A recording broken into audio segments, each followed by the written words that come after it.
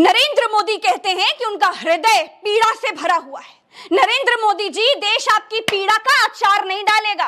आपको पीड़ा से भरने के लिए नहीं चुना गया है, आपको एक्शन के लिए देश का प्रधानमंत्री बनाया गया है। पीड़ा से भरने से कुछ नहीं होगा नरेंद्र मोदी जी।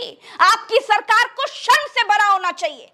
आपका हृदय क्रोध से भरा होता तो कल से आज तक मणिपुर के मुख्यमंत्री का इस्तीफा आप ले चुके होते। इतनी बड़ी, इतनी भयानक घटना पर आप बीरेन सिंह से इस्तीफा छीन लेते, लेकिन क्या हुआ? आपने कुछ नहीं किया, आप बस अपील कर रहे हैं। आपने अब तक बीरेन सिंह का इस्तीफा तक तो लिया नहीं है। अगर आपने पहले मणिपुर का मां बोला होता प्रधानमंत्री जी, तो आज मणिपुर की ये हालत नहीं होती। अगर आपने पहले मणिपुर का मां बोला होता तो इतिहास की सबसे घृणित, घिनौनी, इतिहास की सबसे भयानक, विभत्स घटना नहीं हुई होती। अगर आपने मणिपुर का मां बोला होता तो मणिपुर की मां के हिस्से ऐसा दुर्भाग्य भरे दिन नहीं आते। अगर आपने मणिपुर का मां बोला होता प्रधानमंत्री जी, तो मणिपुर जंगल राज ना बनता। अगर आपने मणिपुर का मां बोला होता तो मणिपुर को खाक में मिलता हुआ धृतराष्ट्र, ये ऐसा मुख्यमंत्री मणिपुर की गद्दी पर टिका नहीं होता।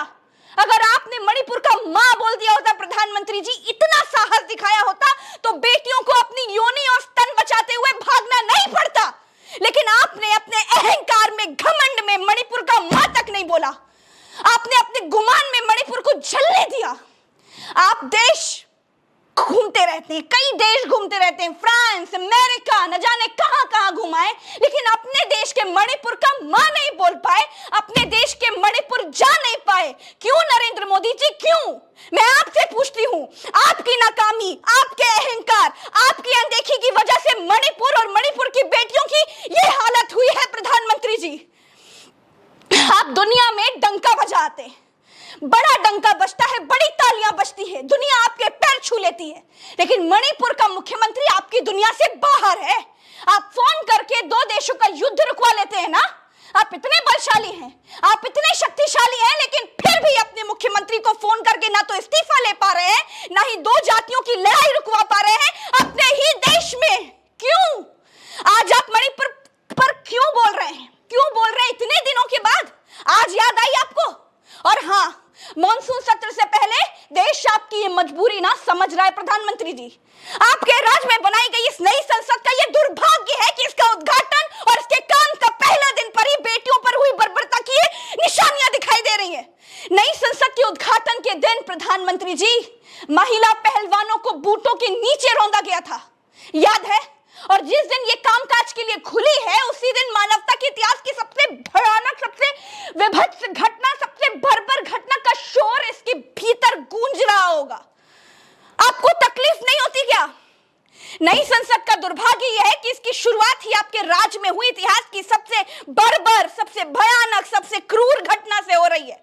इतिहास में लिखा जाएगा कि एक बार बड़े बेटी बचाओ वाले आए थे और उन्होंने ऐसी बेटी बचाई कि डबल इंजन की सरकारों में भी बेटियां अपने शरीर के अंगों तक को नहीं बचा पाई। प्रधानमंत्री नरेंद्र मोदी कहते हैं कि वो बड़े क्रोध में भरे हैं। क्रोध में इनके क्रोध की था नापी गई तो पता चला कि मणिपुर पर प्रधानमंत्री नरेंद्र मोदी सिर्फ 36 सेकेंड्स बोले हैं। दूसरे राज्यों की सरकारों को ज्ञान देकर चले गए। बेटियों पर बोलने के लिए ये सेकंड्स में बोलते हैं और 38 दलों का भानुमति के कुनबे पर घंटों घंटों ज्ञान बघाड़ते रहते हैं। ये होता है। अगर आप सच में क्रोधित हैं तो अभी तुरंत इस्तीफा लीजिए मणिपुर के मुख्यमंत्री का, और नहीं ले सकते तो देश ऐसा प्रधानमंत्री भी नहीं चाहता जो सिर्फ भाषण पर हो। अभी के लिए इस वीडियो में इतना ही।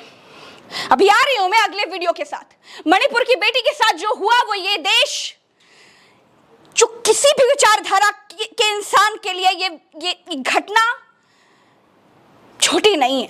किसी भी धर्म के लोग इसे बर्दाश्त नहीं करेंगे।